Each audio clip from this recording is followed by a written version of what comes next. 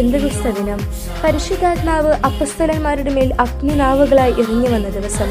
എന്നാൽ പരിശുദ്ധാത്മാവിന്റെ പ്രവർത്തനം പെന്തക്കോസ്ത് ദിനത്തിൽ മാത്രം ആരംഭിച്ചതല്ല.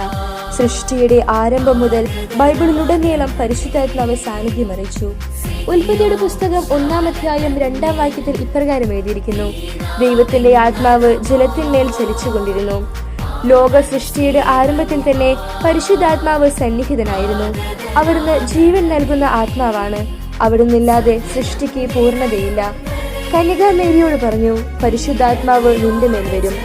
ലൂക്കായുടെ സുവിശേഷം 1-ാം അധ്യായം 35-ാം വാക്യത്തിൽ ഇപ്രകാരം എഴുതിയിരിക്കുന്നു: ദൂതൻ മറുപടി പറഞ്ഞു, പരിശുദ്ധാത്മാവ് നിന്റെ മേൽ വരും.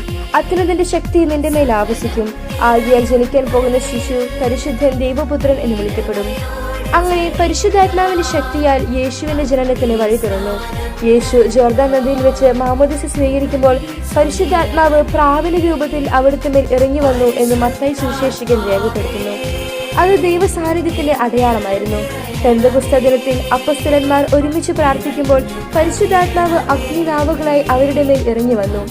അപ്പസ്തല പ്രവർത്തനങ്ങൾ 2-ാം അധ്യായം 4-ാം വാക്യത്തിൽ ഇപ്രകാരം എഴുതിയിരിക്കുന്നു: അവരെല്ലാവരും പരിശുദ്ധാത്മാവിനാൽ നിറഞ്ഞു. ആത്മാവ് കൊടുത്ത ഭാഷണവരമനുസരിച്ച് അവർ വിവിധ ഭാഷകളിൽ സംസാരിക്കാൻ തുടങ്ങി. ഭയന്നിരുന്ന ശിഷ്യന്മാർ ധൈര്യത്തോടെ സുവിശേഷം പ്രസംഗിച്ചു. അതാണ് പരിശുദ്ധാത്മാവിന്റെ ശക്തി. ഇന്നും പരിശുദ്ധാത്മാവ് നമ്മുടെ ഇടയിൽ ജീവിക്കുന്നു. ധൈര്യത്തിലും വിശ്വാസത്തിലും സ്നേഹത്തിലും നമ്മെ നയിക്കുന്നു. പ്രാർത്ഥന: വരണമേ പരിശുദ്ധാത്മാവേ, ഞങ്ങളുടെ ഹൃദയങ്ങളെ പുതുക്കണമേ. ആമേൻ.